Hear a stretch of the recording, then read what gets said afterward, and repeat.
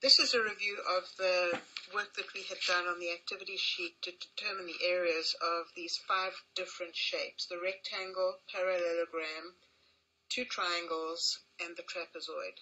So with an area unit of 1 shown as I've circled in green, we were able to determine the area of the rectangle by subdividing its space into into squares by drawing the squares in the space. This is a very important activity, and I have not done it very well over here, but the idea being that in each row there are 5 square units, and there will be 3 such rows. So there are 5 in each, so it's 5 times 3. This again is the array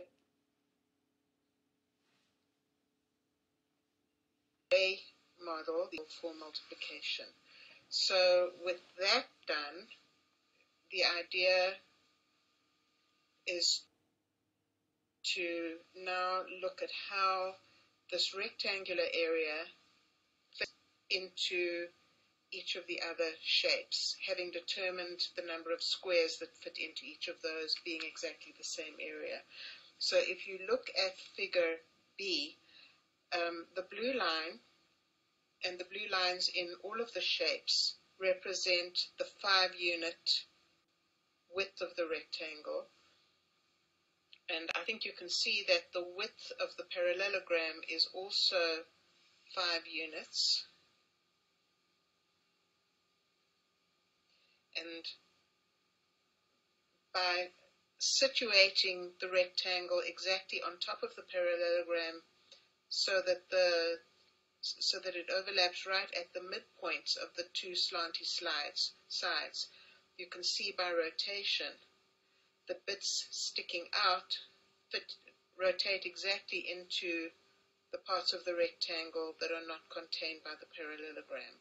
So we end up with a formula that is length times width, but we are very, very particular to make sure that the length that we use is perpendicular to the width that we use, as in the rectangle.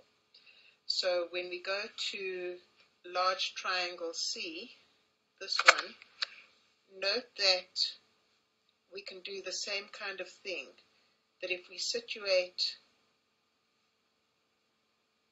the rectangle so that it crosses the triangle right at the midpoints of the 2 slanty sides that we're not considering to be the base, we have congruent triangles, one sticking out over here that rotates into the rectangle, and one sticking out on the left that rotates into the rectangle.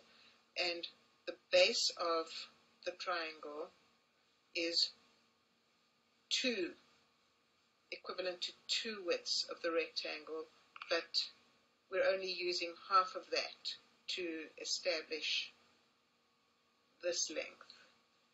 Does this make sense? And then the height of the triangle is that amount. So the area of the triangle is equal to half of the base times its height.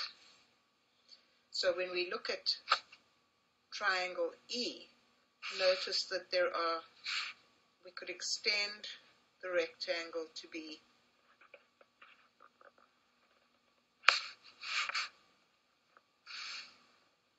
in this case 2 heights, and this over here is the base.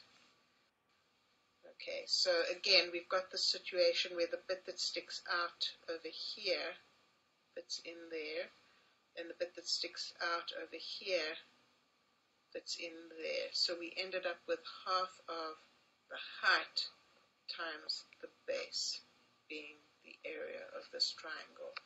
And this looks a little different to this formula, but because of the commutative law of multiplication, meaning that we can multiply base times height or height times base, we can switch those around. Okay, so we do exactly the same thing here with the trapezoid, where we situate the rectangle to exactly coincide with the midpoints of the slant sides of the rectangle, or the non-parallel sides.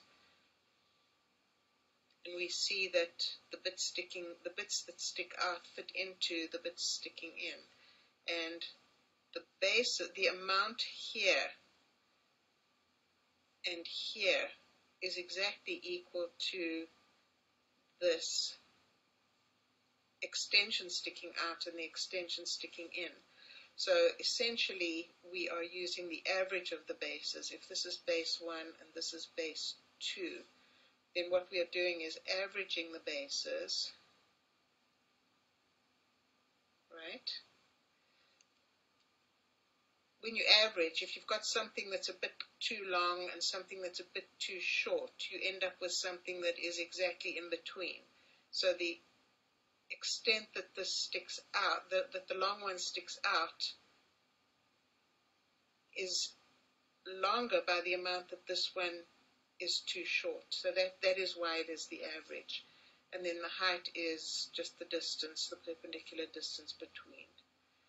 So in all of these formulas, we really can use the trapezoid formula, this one, the average of the bases. What happens when you average two numbers that are identical? So if we have 5 plus 5 divided by 2, we end up with just 5. So for the rectangle and the parallelogram, where the bases are equal, the average of the bases is going to be that same base length. For the triangles, notice that, just think about the up here or over here.